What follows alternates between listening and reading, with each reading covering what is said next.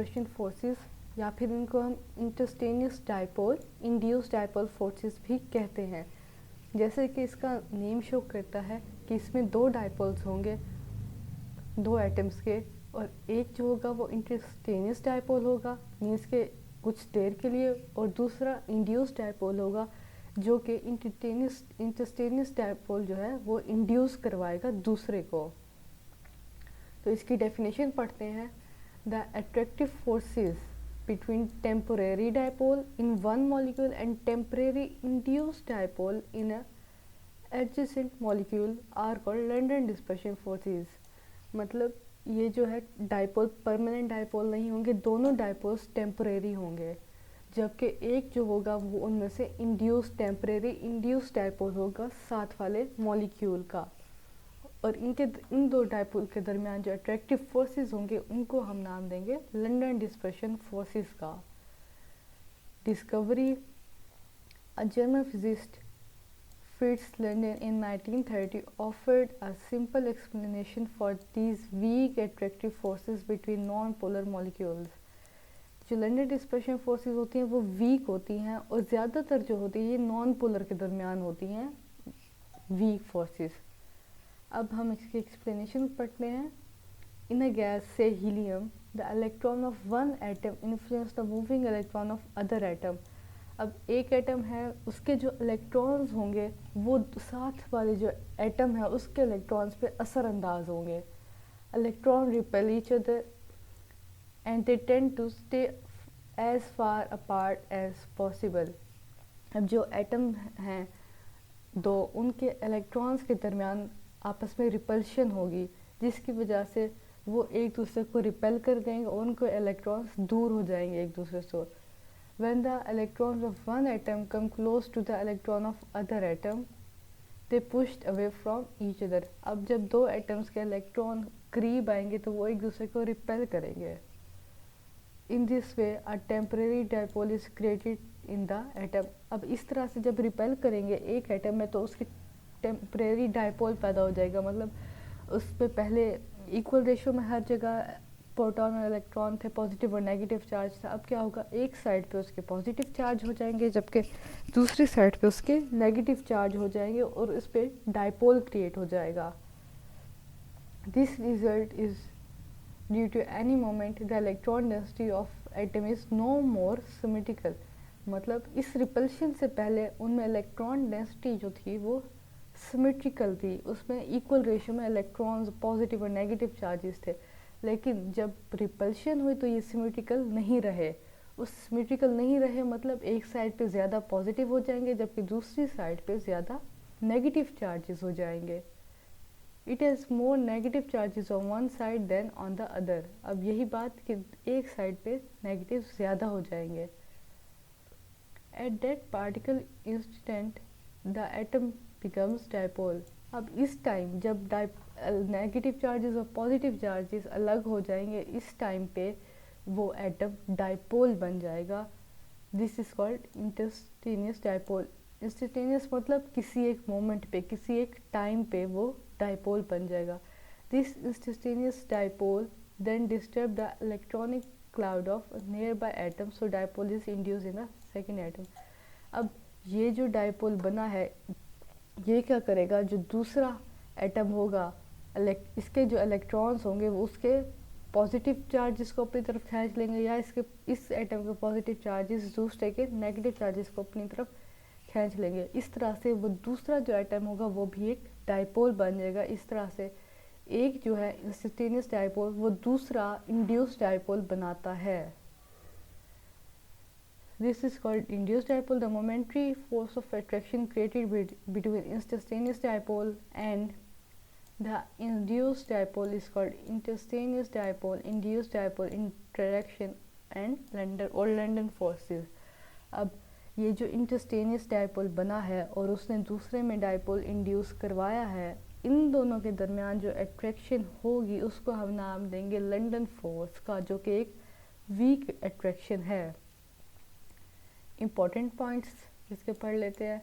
It is very short live attraction because electron keep moving. अब क्या होता है, इलेक्ट्रॉन जो है वो अपने ऑर्बिट में रिवॉल्व कर रहे होते हैं तो ये डाइपोल ज़्यादा देर के लिए दूसरे एटम से अट्रैक्शन नहीं रहती, मतलब ये इलेक्ट्रॉन्स जैसे हैं यहाँ पे ये मूव करते रहेंगे, तो इसके साथ अट्रैक्शन एक टाइम के लिए रहेगी, हमेशा नहीं रहेगी। इसलिए ये क्या है, शॉर्ट लिव अट्रैक्शन है, क्योंकि इलेक्ट्रॉन्स अपने ऑर्बिट्स में मूव करते रहते हैं। This movement of electron causes the dipole to vanish quickly as far as they formed. मतलब कि ये जितनी जल्दी बनते हैं उतनी जल्दी ये अट्रैक्शन टूट भी जाती है, क्योंकि इलेक्ट्रॉन्स अब मूव करते रहते हैं। यही बेसिक वजह है कि ये ख़त्म हो जाती है, वीक फोर्स होती है। London forces are present in all type of molecules whether polar और नॉन पोलर, मतलब हर तरह के मॉलिक्यूल चाहे वो पोलर हो नॉन पोलर हो उन सब में प्रेजेंट होती है, but they are very significant for non polar molecules. ये ज़्यादा किस पे होती है, नॉन पोलर में, like chlorine, hydrogen, H2Cl2 and noble gases helium, neon, इनमें ज़्यादा होती हैं। ये अक्सर लॉन्ग क्वेश्चन आता है तो इसको अच्छी तरह याद कीजिएगा। अब हम इसके फैक्टर्स पढ़ते हैं। Factors affecting the London forces के कौन कौन सी वजूहत है, जो चीज़ें हैं जो इस फोर्स को अफेक्ट करती है। Size of electronic cloud, the strength of Lindner forces depend upon the size of electronic cloud of atom or molecules।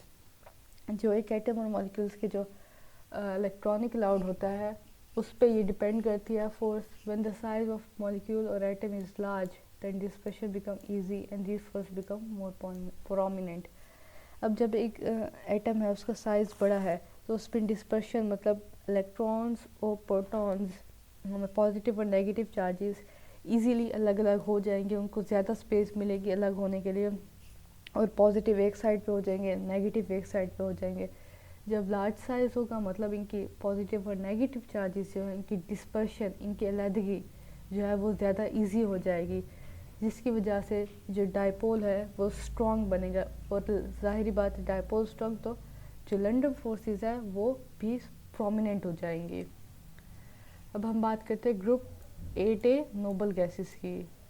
The elements of zero group in the periodic table और all monoatomic gases. जो अब zero group है वो किसी के साथ, जो elements है वो ज़्यादा किसी के साथ रिएक्ट नहीं करते, वो होती है, उनको इसलिए कहते हैं monoatomic gases. There boiling point increases down the group from helium to radon.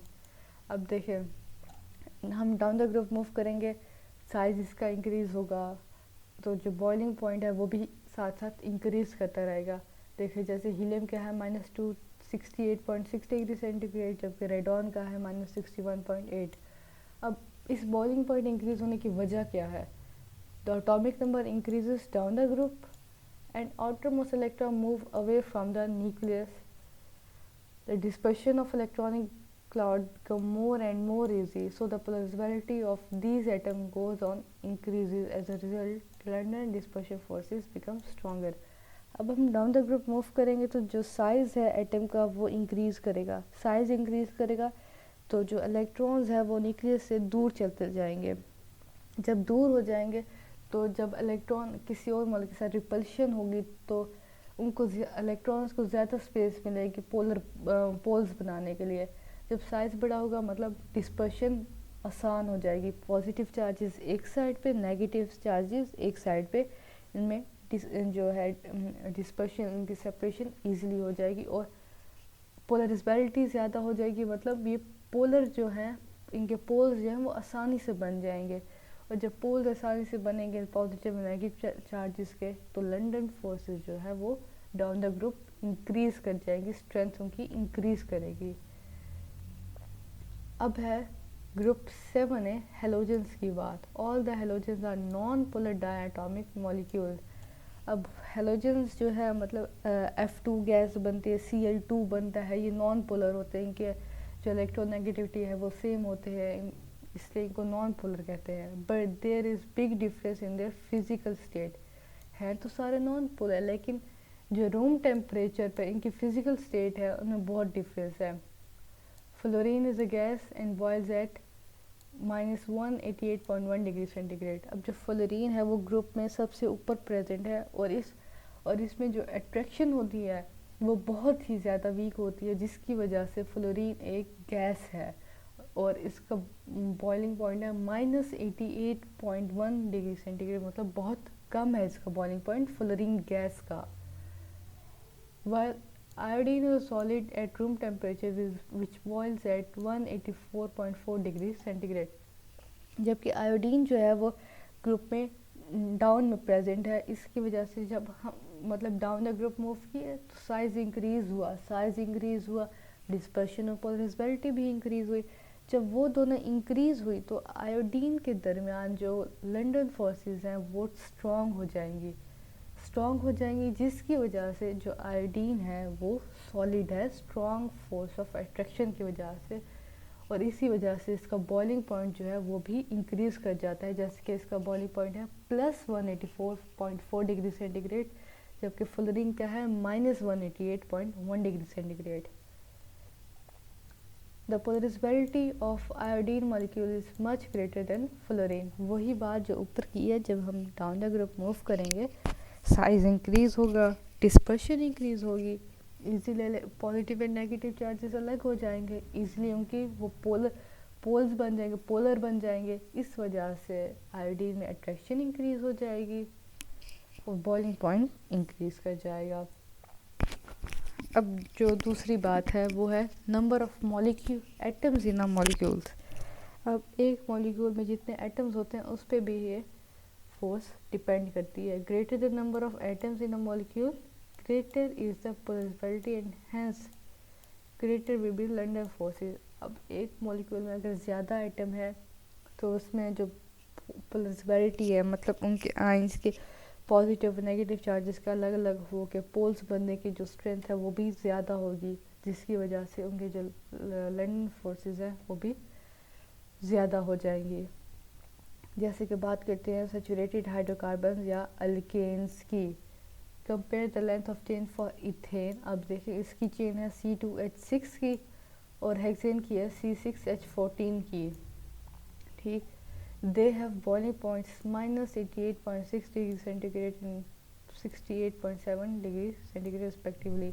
अब जो इथेन है इसकी चेन स्मॉल है, इसमें अट्रैक्शन कम है तो इसका बॉइलिंग पॉइंट भी कम है, जो कि है -88.6 डिग्री सेंटीग्रेड। जबकि अगर हम हेक्सेन को देखें तो इसकी चेन बड़ी है, इसमें अट्रैक्शन भी ज़्यादा है और इसकी वजह से इसके बॉइलिंग पॉइंट जो है वो भी ज़्यादा है, जैसे कि 68.7 डिग्री सेंटीग्रेड।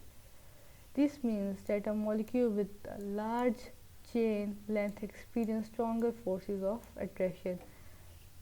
मतलब ये कि जिस मॉलिक्यूल की चेन ज़्यादा लंबी होगी उसमें अट्रैक्शन भी उतनी ही ज़्यादा होगी, और जिसकी कम होगी उसकी अट्रैक्शन उतनी ही कम होगी। The reason is that longer molecules have more places along its length where they can attract it to other molecules. अब एक जो लॉन्गर मॉलिक्यूल है उसकी चेन में काफ़ी जगह ये हो सकता है कि कोई और मॉलिक्यूल आके उससे अटैच हो जाए और उनके दरमियान फोर्सेस लंडन फोर्सेस आ जाए। जबकि जो अगर स्मॉल चेन होगी तो उसमें कुछ कम ही स्पेसिस होगी कि उसमें अट्रैक्शन हो। इस वजह से ज़्यादा लंबी चेन होगी तो अट्रैक्शन मोर स्पेस होगी ताकि और मॉलिक्यूल अट्रैक्ट हो सके, और इसी तरह से लंडन फोर्सेस जो हैं वो उसमें ज़्यादा हो जाएंगी। तो ये था आपका आज का टॉपिक। आप अपनी अटेंडेंस ज़रूर लगाइएगा। इंशाल्लाह फिर पढ़ेंगे। अल्लाह हाफिज़।